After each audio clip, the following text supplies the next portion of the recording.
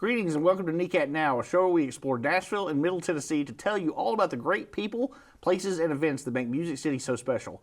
I'm your host, Cameron McCasland, coming to you from the NECAT studio right here in Nashville.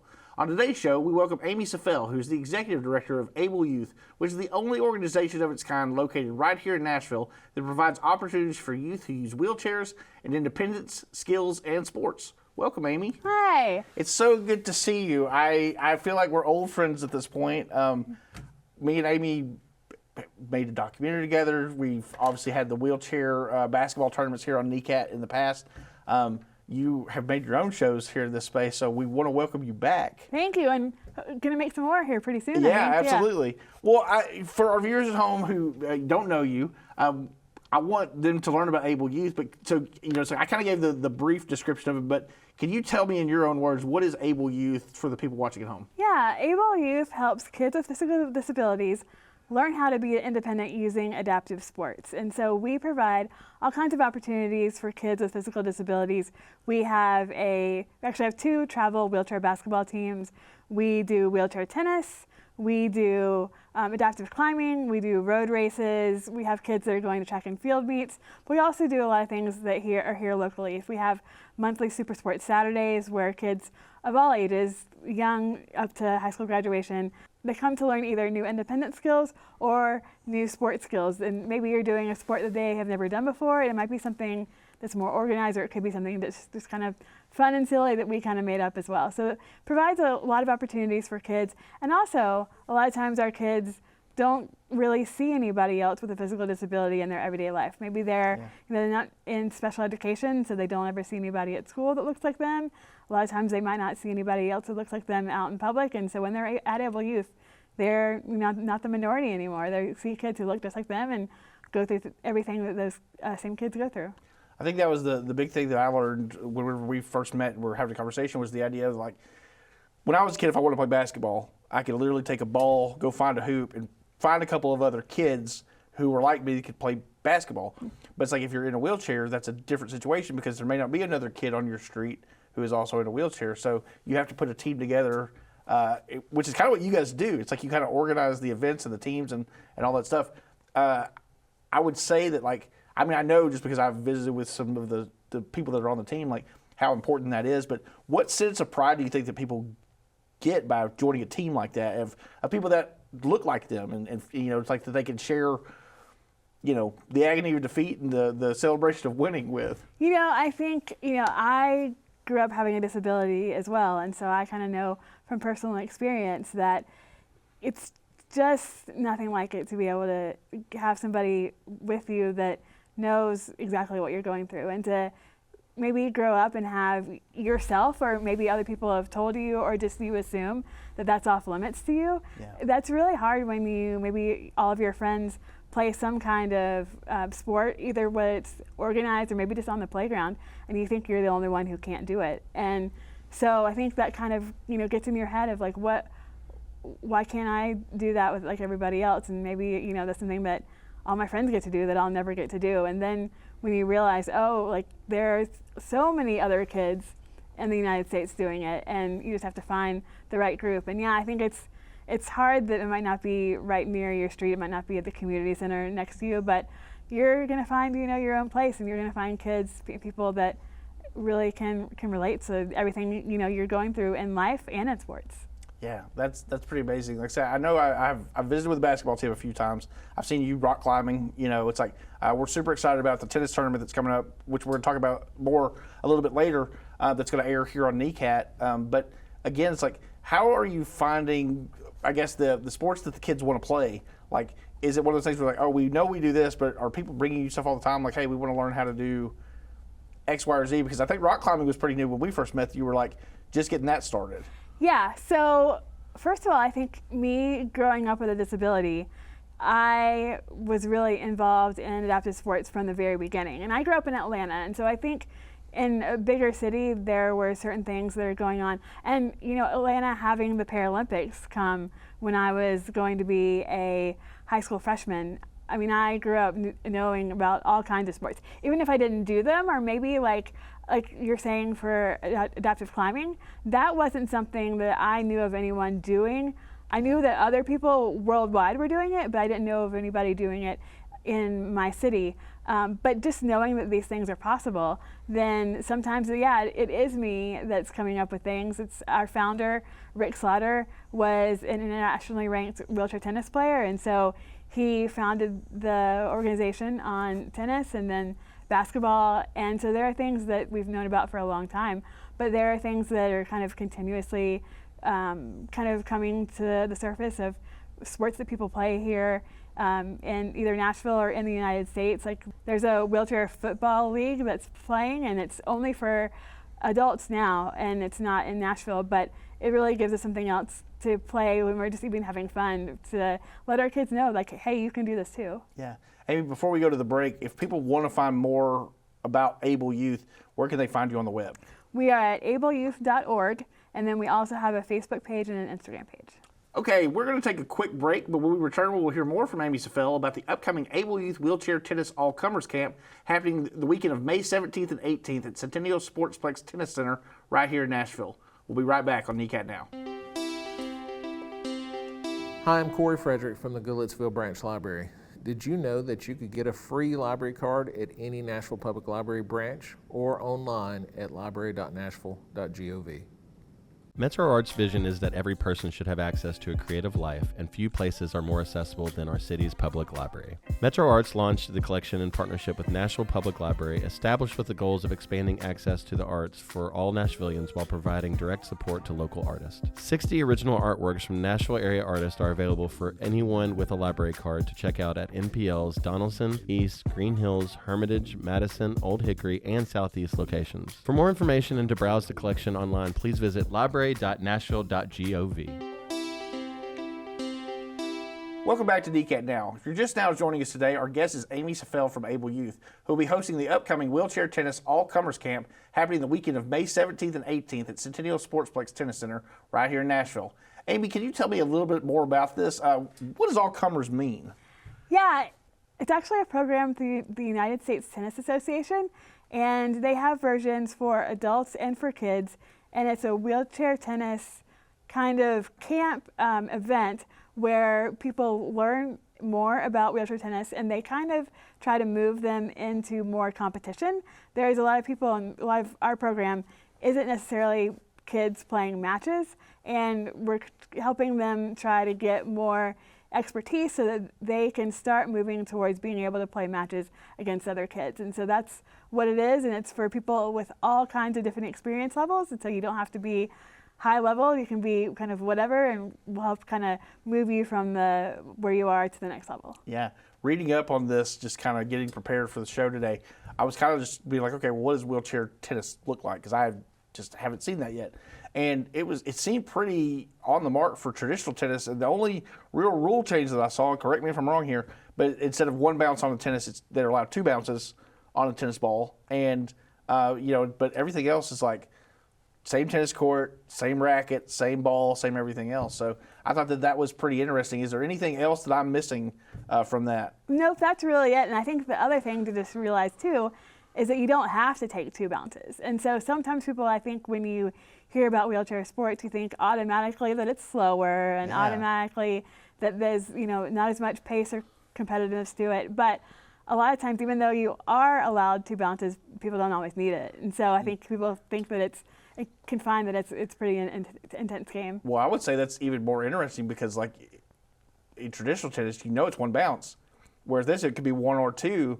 That is, it seems like an advantage to the person that is, hitting the ball. Yeah, so you're having to make that decision of, okay, am I going to take it on one bounce or two? Because I do have that choice. And so it really does bring a lot of complexity to really have to add that level of thinking too. And it's not just skill, it's, okay, how am I going to do this?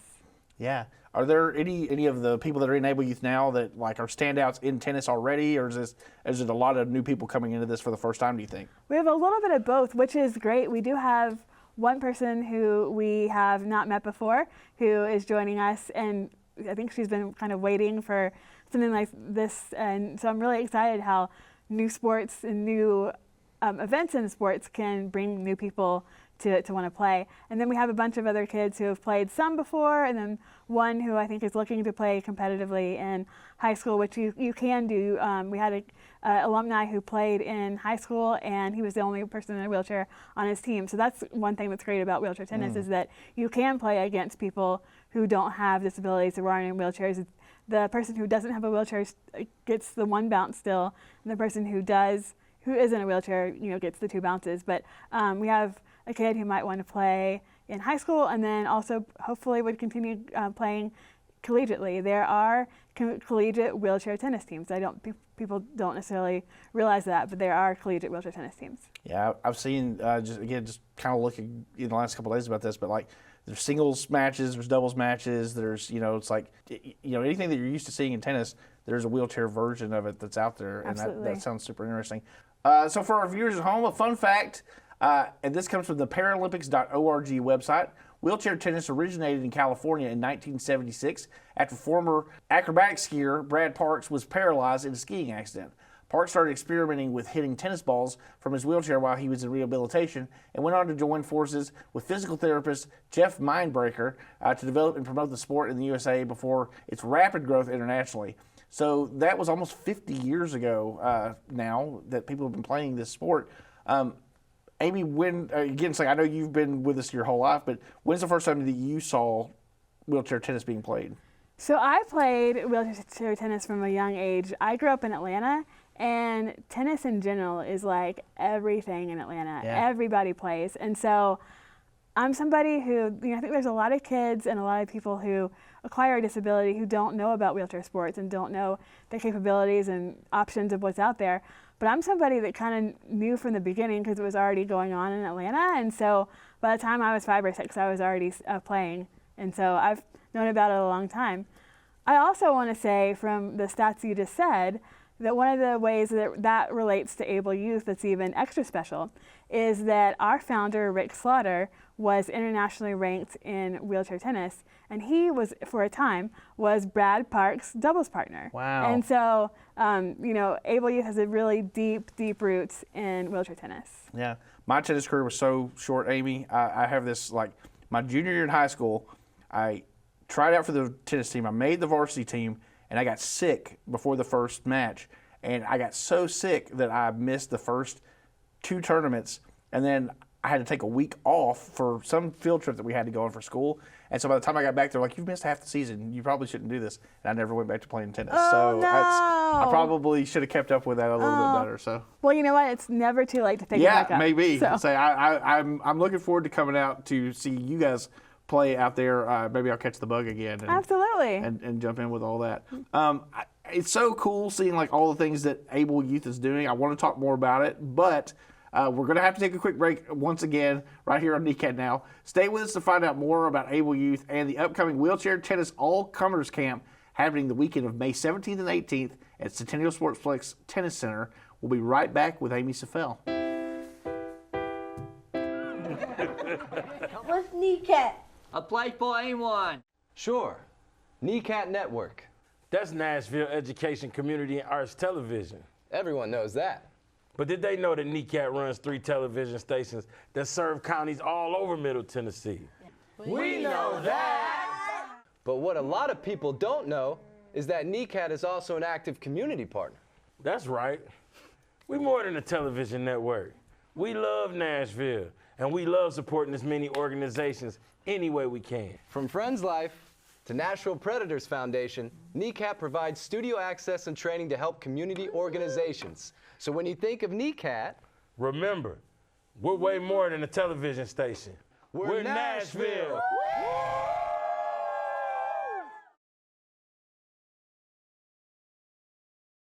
Thank you, Predators! Welcome back once again to NECAT Now. I'm your host, Karen McCasland, in conversation with my friend Amy Saffell from Able Youth. In our last segment, I mentioned the Paralympics as we pulled some stuff off of their website. But Amy, I know that you have recently had some Able Youth alumni that have went and performed in the Paralympics, and there's a lot of, I guess, alumni that have gone on to college sports and things like that. Can you talk to me a little bit about that? Yeah, so in the last Paralympics in Paris, we had one of our alumni Zion, and he was on the wheelchair rugby team. And so he had a great experience. He was the youngest member of the team, and usually wheelchair rugby skews a little bit older, so being a teenager on the team, that was a great experience for him to learn, and I think that he is going to continue on the sport and hopefully have many more Paralympics for him to play, hopefully. So that was really great for him to be able to do that and to be able to go international with that. So that's been great. We have also had several people who have played collegiate wheelchair sports, and so we have another student who played wheelchair basketball in Wisconsin.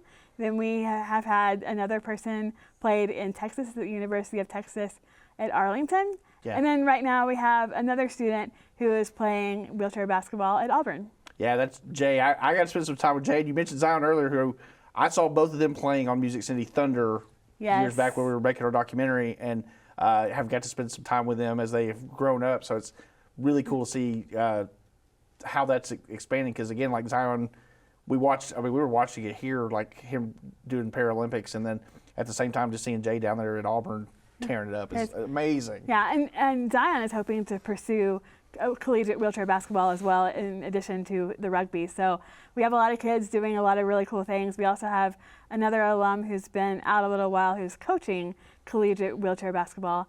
And so we've got a lot of kids doing a lot of cool things. Yeah, and speaking of the coaches, I know you had mentioned to me that Emily, who is your wheelchair basketball coach, their team from 2004 is going into the Paralympic Hall of Fame. Yeah, Emily Hoskins is a two-time Paralympic gold medalist in wheelchair basketball, and we are so lucky to have her on our team for coaching. And she just got named, her 2004 wheelchair basketball ladies team just got nominated into the United States Olympic and Paralympic Hall of Fame as one of the teams that's going to go in the Hall of Fame this coming year. So that's a great honor for her and for her team. Well, amazing. Congratulations to Emily, who I'm sure is probably seeing this.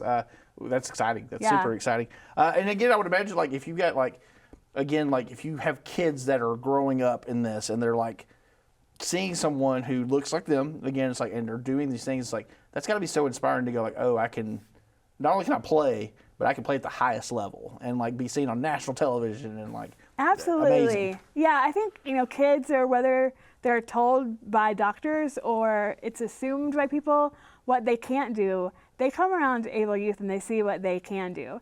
I think that Emily and just all of our alumni are great inspirations for our kids to realize, like, oh, I can do this. Or, if maybe I'm not going to play collegiate wheelchair basketball, but if they can do so much more because of their experiences, what can I do? What jobs can I take? Or, I can not have to live with my parents forever. But maybe they thought that they would have to do that. And so it's great. We've had kids come to Able Youth as young as a year and a half, right after they got their wheelchairs. And so for them, they'll never know life thinking about what they can't do, because they'll always have Able Youth around to know what they can do in life. And so I think that's so great for them. We have Super Sports Saturday, and that's usually where our youngest kids start, and they start, even just learning how to push their wheelchairs more effectively, even just from a basic level, and kind of going up from there.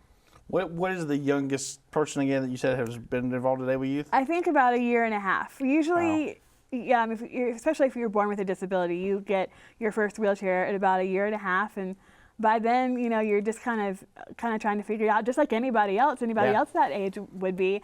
But we have kids who come like preschool age, and their parents, without a doubt, always tell us when they come home that their kid is pushing their wheelchair much better than they were before because they saw other kids do it. Yeah. And I think that they also see kids, maybe they think, oh, they're different, or why do I have to do this? And they see other kids getting around just the same, and they're playing sports and they're having fun with their friends, and they realize, oh, like, this is just another way to live. It's not worse. It's just another way to live, and I can still have friends and have fun and play sports and just like anybody else.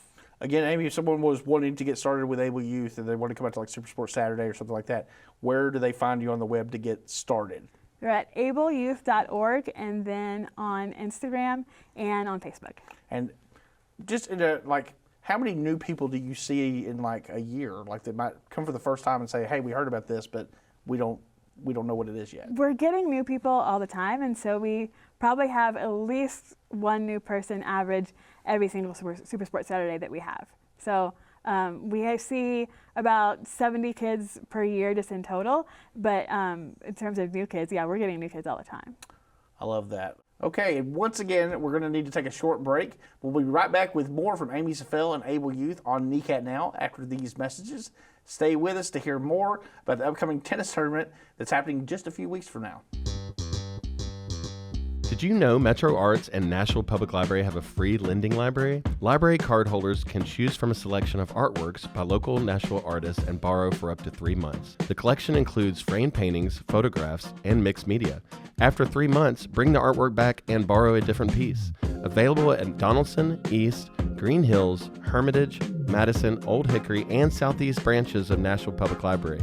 For more information and to browse the collection online, please visit library.nashville.gov. Hi, I'm Barkley Randall, video media teacher at McGavock High School in Nashville, Tennessee, and you are watching NECAT, Nashville Education Community Arts Television. NECAT is committed to education through television where students like ours can take their first steps to a career in film and TV. To find out more about NECAT, visit them on the web at necatnetwork.org. And to learn more about McGavock High School and our wonderful students, visit us on the web at mcgavock.mnps.org. Go Raiders! Welcome back to NECAT Now. Today we've been learning about Able Youth from the Executive Director, Amy Saffell. I want to take this time to remind everyone again of the Wheelchair Tennis All-Comers Camp happening the weekend of May 17th and 18th at Centennial Sportsplex Tennis Center right here in Nashville. Amy, I know that there's so much going on at Able Youth all the time. Obviously, the tennis tournament, which we've talked about, we want to continue to talk about.